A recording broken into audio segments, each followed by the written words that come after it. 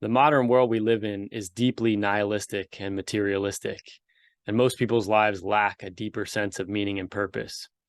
So, how can you break free from that and start to live more purposefully and find deeper meaning in your life now? We're going to talk about that. If you're new here, my name is Keith. After going through my own challenges with depression and anxiety, drug addiction, and some underlying chronic health issues, I now help other men to take control of their mental and physical health, because they're two sides of the same coin, find deeper meaning, and level up their life.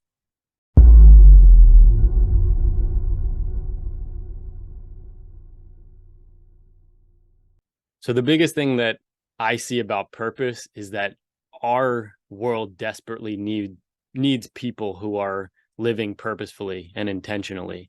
A lot of the problems that are out there, I think, stem from people living as if nothing matters and if there's no meaning on all levels. So there's just a desperate need for people who are willing to kind of stop sleepwalking, who are willing to stop sleepwalking and live, in an intentional way. And I think that calling that we feel inside for a life of deeper meaning and purpose is not something to be ignored. It's a part of us that is, calling us forward into who we're meant to be. And that's not necessarily an easy thing. Growth can be challenging, and we're going to touch on that a little bit, but it's important not to ignore that if you feel it. And so how can you start to live with more purpose now? Before, like, where do you even start? I have a saying that to find deeper purpose, start living purposefully. And what I mean by this is just in simple day-to-day tasks, start living as if your life had purpose and meaning, rather than just eating whatever tasty junk food is there that, up front feels good and tastes good, but on the back end leaves you feeling like you need a nap or without energy for a few hours, rather than staying up super late, sitting around watching TV. Like, get in shape, keep yourself fit, eat well so you have energy and clarity, get better sleep, start living intentionally. And I'm going to touch on another way to live intentionally in a minute. But these things right away can give us purpose, trying to, like, right off the bat, trying to do things that will make us better versions of ourselves, whether that be, again, or whether that's having more energy, being more fit, feeling more confident about ourselves, learning and growing in certain ways. All of that right then and there, the internal shift can bring about a sense of purpose. And I think it is the type of thing that moves us in a direction that we can, let's say, moves us up in a direction that we can then see a broader perspective of what's in our lives and the opportunities that are there, that there's a greater chance of connecting with an external sense of purpose. And to even develop that a little bit more, if you think about aligning with the rhythms of nature, meaning sleeping when we need to sleep, getting enough time outside and sunshine, eating food that was created for humans to eat, moving our bodies, staying hydrated.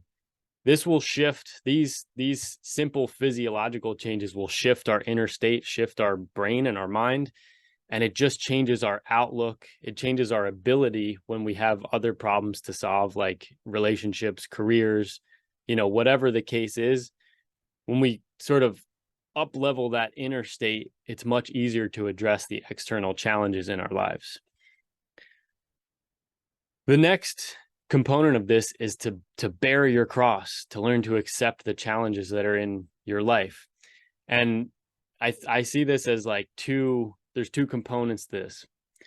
One is to just understand that life is challenging and there's going to be suffering. And some of the suffering is going to be inexplicable, like losing somebody or, losing like a whatever. There are things that nobody can say, like, don't worry about it, there's a reason for this. There's pain that can't be resolved in certain components of what we experience in life. But if we accept that everybody goes through a certain level of pain, and then on the other hand, understand that the challenges that we go through can be accepted as, necessary. And necessary in the sense that it tends to be the challenges that build our strengths and burn off our weaknesses. And that's really important, because when we think about living purposefully, many of us are lacking the confidence, the skills, the energy, the clarity, all of what's necessary to, to find a deeper sense of purpose. So it's important to, to see the challenges that we face as opportunities to become stronger and to let go of the things that we no longer, should be holding on to. And not only that, but, the idea of accepting, of bearing your cross is very powerful, to be able to look at what's going on. And it can be, both and. It can be really challenging and something that we wish weren't the case. And also say, yes, I accept that this is here, that this is part of my life and reality.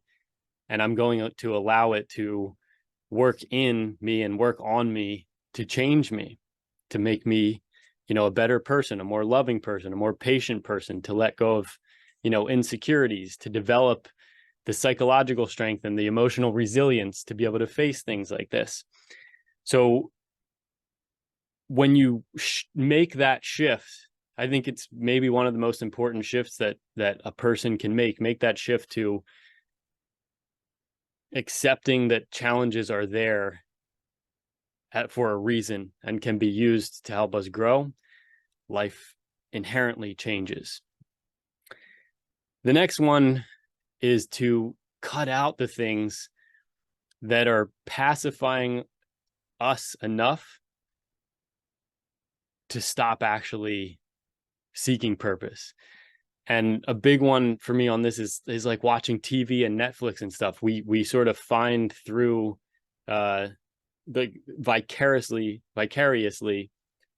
we can live through these characters that we see. It's exciting enough just to scratch that itch, but it often prevents us from actually chasing something in our own lives, of pursuing what we feel called to do in our own lives. And then in addition to that, and as much and potentially even bigger, is like drinking, excess drinking, smoking weed, porn, junk food, like all of these things that tend to hold us back, that medicate, that self-medicating attempt that often is trying to attempt that we feel a sense of meaninglessness in our lives, that our lives are mundane, that we don't feel like we're living fully, that we don't even feel comfortable in our own skin, largely because there's that other part of us, that higher sense of us that is reflecting back that like, you could be more, you could be better. So looking in our lives of what we can cut out and cutting it out so that we actually start to live and bring about in our own lives that sense of adventure and that sense of pursuing something meaningful and purposeful. The next one is to recognize the impermanence of life. Like, and this is a tough one. It's one that when I use actively tends to really help me, but it's hard to forget. But just to remember that, like, we're going to die. You're going to die. And there may not be a tomorrow, but also in the sense of remembering our impermanence, remembering that we're going to die. There's, it's both humbling and empowering. We see that right now is like we're here. This is a time to, step into that, to grow into who we, we're meant to be.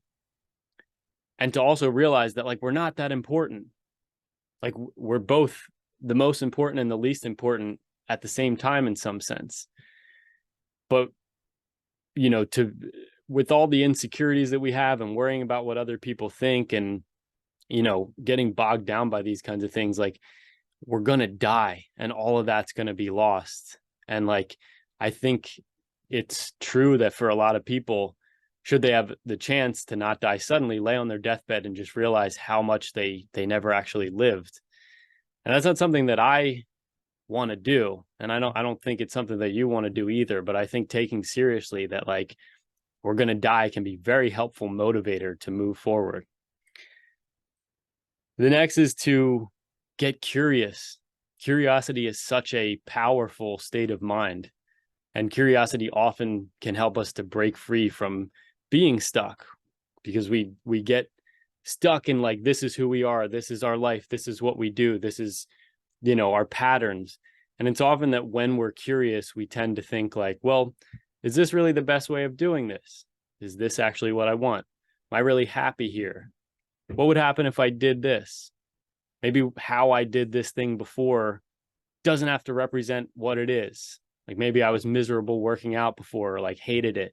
Maybe there are other ways to do it that can be, you know, more fun and empowering and not beat me up so much. There are, you know, but curiosity, wanting to learn different things, can be very empowering.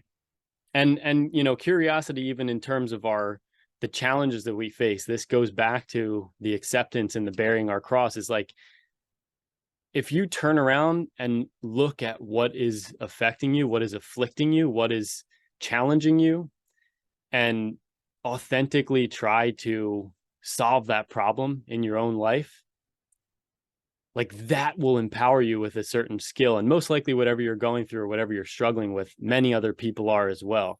So if you can turn around and see that, it can give you a place to start, a place to build from. And the last component of this is to not get too caught up in thinking about money and a career. Because for some people, living purposely has nothing to do with making money or living like a certain career.